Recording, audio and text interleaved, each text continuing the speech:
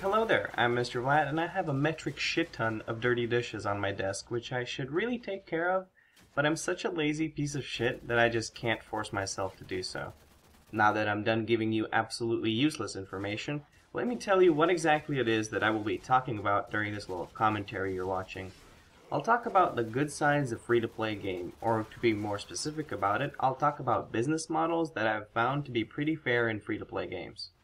If you're interested about the shitty sides of free-to-play games, you can click on the previous commentary annotation in the top left corner of the video, because I discussed that topic in my last video. But let's start talking about today's video, shall we? Clearly the most awesome part of free-to-play games is the fact that you don't have to cough up any money to be able to play them. And while that's all fine and dandy, some games run a microtransaction business model where all of their fun stuff or good gear in a game is only obtainable through real-life currency. But not all free-to-play games are like that. Since you're looking at gameplay footage of Warframe, I might as well start there. The way Warframe's microtransaction works is basically you can make it easy to get all the stuff you want in the game by paying real money. However, you can also grind out the in-game currency to get blueprints of items and then just craft the items yourself, technically making them absolutely free. What you can also do is trade in-game items for platinum, which is the currency you get with real-life money. So that gives you another solution for items.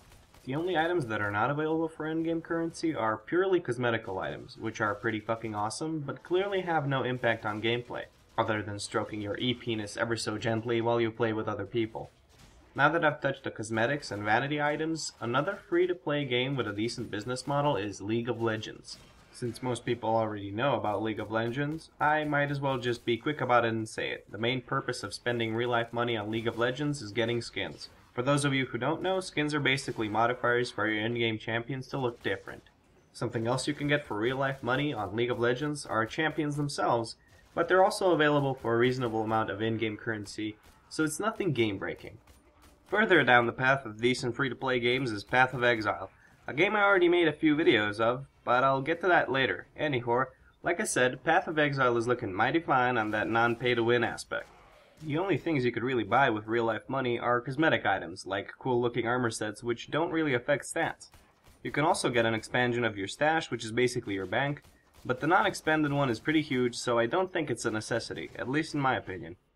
But to get off the whole money topic, I wanted to point out one of the most important quote-unquote features of free-to-play games, and that would be playing with friends.